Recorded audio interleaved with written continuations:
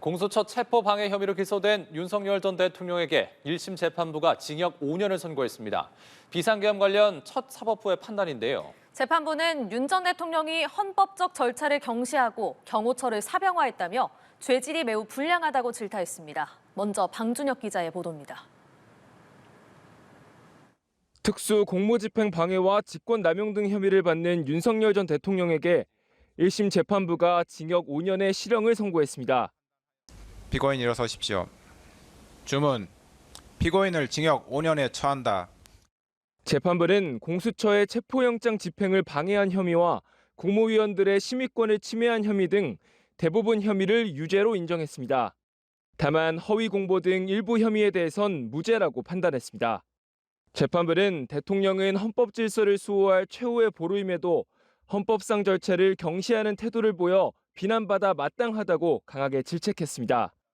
특히 자신의 안위를 위해 경호처 공무원을 사병처럼 동원해 법 질서를 훼손한 점은 엄중한 처벌이 필요한 중대범죄라고 지적했습니다. 납득하기 어려운 변명으로 일관하면서 자신의 잘못을 반성하는 태도를 전혀 보이고 있지 아니합니다. 훼손된 법치주의를 바로 세울 필요성이 있습니다. 다만 재판부는 일부 혐의에서 윤 전 대통령의 주도적 역할이 명확히 입증되지 않았고 형사처벌 전력이 없는 초범이란 점을 양형에 참작했다고 설명했습니다. 윤 전 대통령 측은 즉각 반발했습니다. 대통령의 통치 행위와 형사 책임을 지나치게 단순하게 연결했다며 항소를 예고했습니다. 이 논리가 그대로 유지된다면 향후 어떠한 대통령도 위기의 상황에서 결단을 내릴 수 없게 되며 내란 특검도 구형량인 징역 10년의 절반에 그친 선고에 항소를 검토하고 있습니다. 윤 전 대통령이 받는 8개 재판 가운데 첫 사법적 판단이 나오면서 다음 달 19일로 예정된 내란 우두머리 혐의 선고에도 관심이 쏠리고 있습니다. 연합뉴스TV 방준혁입니다. 오늘 재판은 내란 혐의에 대한 직접적인 판단을 하지 않았지만 우회적으로 위법성을 지적하는 판단이 담겨 있어 주목됩니다. 내란 혐의를 수사한 공수처의 수사를 다 적법하다고 봤고 계엄 국무회의의 절차적 하자를 모두 인정한 건데요. 본류격인 내란 우두머리 재판에도 영향을 미칠 것으로 보입니다. 이동훈 기자입니다. 백대현 재판장은 공소 사실을 읽어나가면서부터 윤석열 전 대통령의 주장을 차례대로 반박해 나갔습니다. 우선 내란죄 수사권이 없는 공수처가 위법한 수사를 해 체포영장을 거부했다는 윤 전 대통령의 논리를 모두 받아들이지 않았습니다.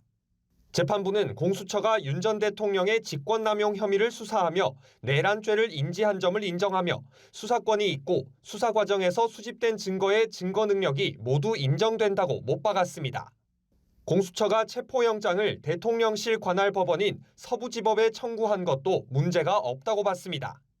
직권남용 권리행사 방해 혐의에 대한 수사 과정에서 자연스럽게 피고인의 내란 우두머리 혐의가 드러날 수밖에 없는 관련성이 인정되므로 공수처는 피고인의 내란 우두머리 혐의를 관련 범죄로서 수사할 수 있습니다.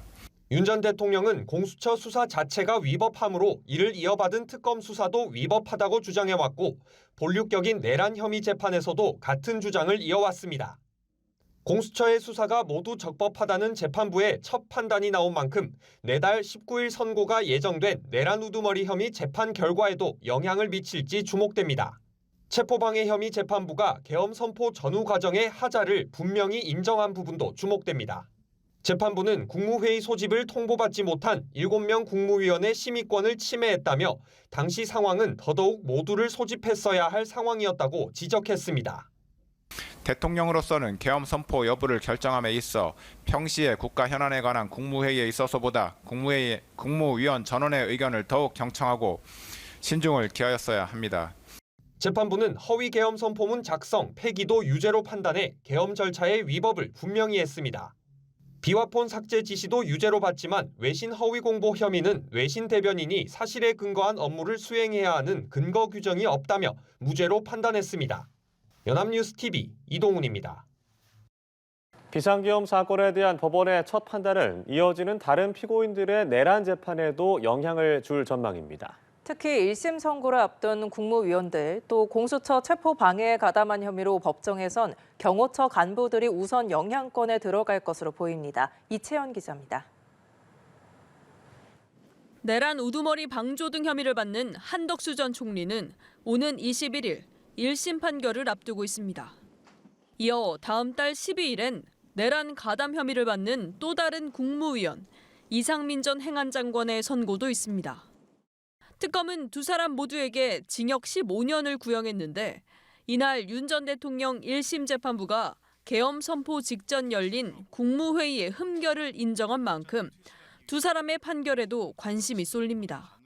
국무회의의 심의를 특별히 명시하고 있는 것 역시 이와 같은 위험성을 가진 대통령의 국가긴급권 행사 권한의 오남용을 막고 그 독단을 견제하기 위함이므로 윤 전 대통령의 독주를 막을 수 없었다는 두 사람의 논리는 국무위원의 심의 권한과 그 책무를 강조한 법원의 첫 판단으로 설득력이 낮아졌습니다.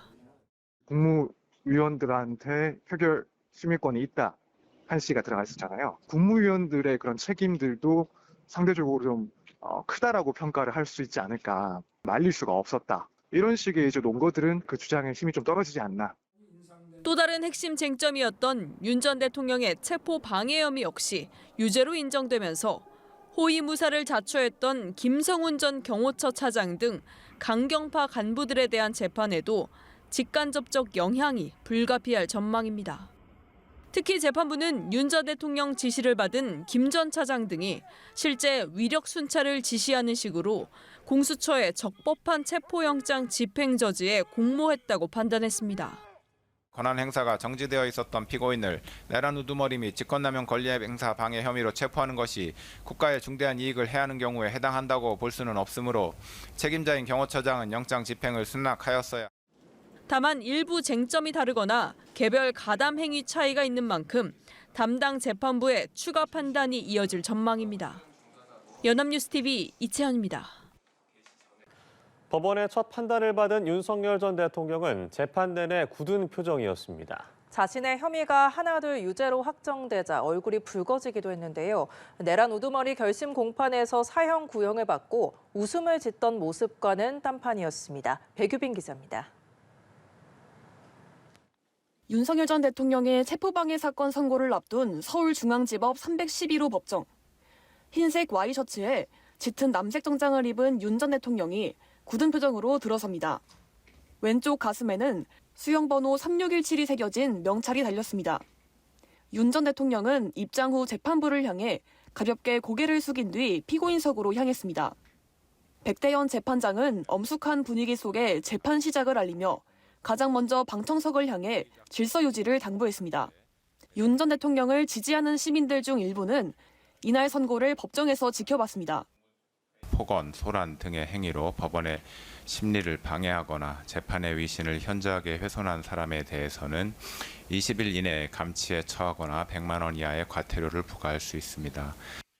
이후 재판부가 판결문을 읽어 내려가는 동안 윤 전 대통령은 내내 굳은 표정이었습니다. 그러다 재판부가 공소사실 대부분을 유죄로 판단하자 윤 전 대통령의 얼굴은 점차 붉어지기 시작했고 간간히 한숨을 내쉬거나 주변을 둘러보며 불안한 듯한 모습을 보이기도 했습니다.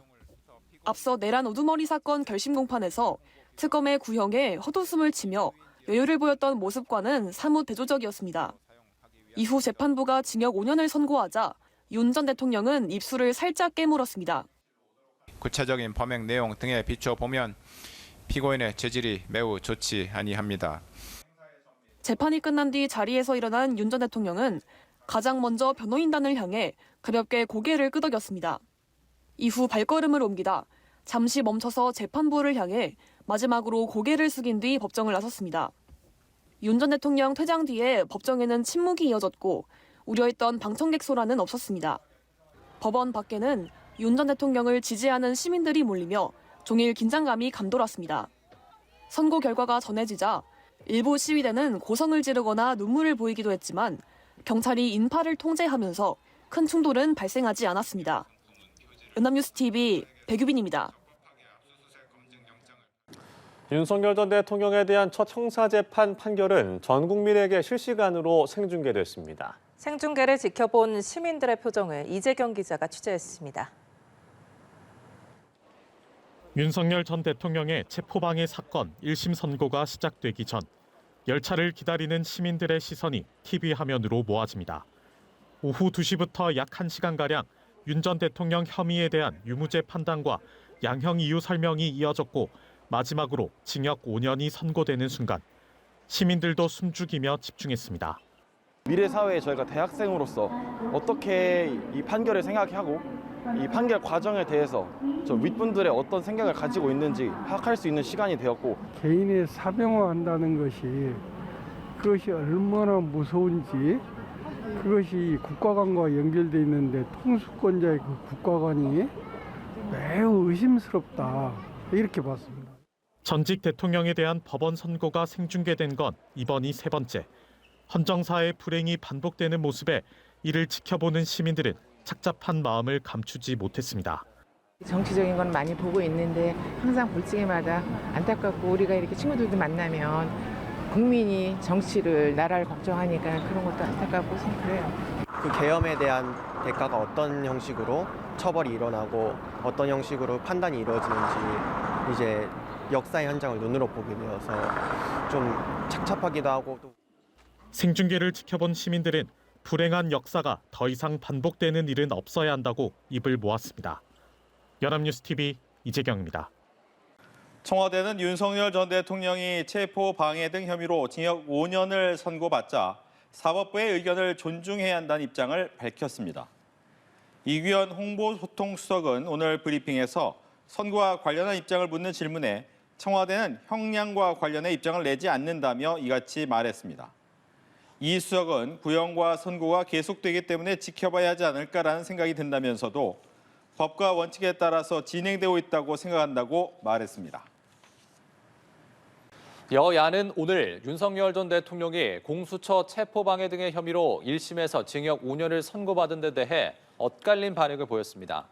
더불어민주당 정청래 대표는 SNS에 첫 술에 배부르려면서도 5년부터 사형까지 무관용의 원칙으로 내란의 티끌까지 처벌해야 한다고 썼습니다. 박수현 수석 대변인은 브리핑에서 오늘 선고된 형량은 무너진 헌정 질서를 바로잡고 내란 극복과 정의 실현을 갈망하는 국민의 기대를 배신하고 역사의 엄중한 심판을 회피한 비겁한 판단이라고 비난했습니다. 국회 법제사법위원장인 추미애 의원도 왜 저리 관대하냐고 비판했고, 권칠승 의원은 역시 박앤세일 판결이라고 규탄했습니다. 조국 혁신당 박병원 대변인은 논평을 통해 국민적 감정으로는 턱없이 부족한 형량이라고 지적했습니다. 반면 국민의힘 박성훈 대변인은 향후 공정하고 중립적인 재판을 기대한다고 언급했고, 장동혁 대표는 특별한 메시지를 내지 않았습니다.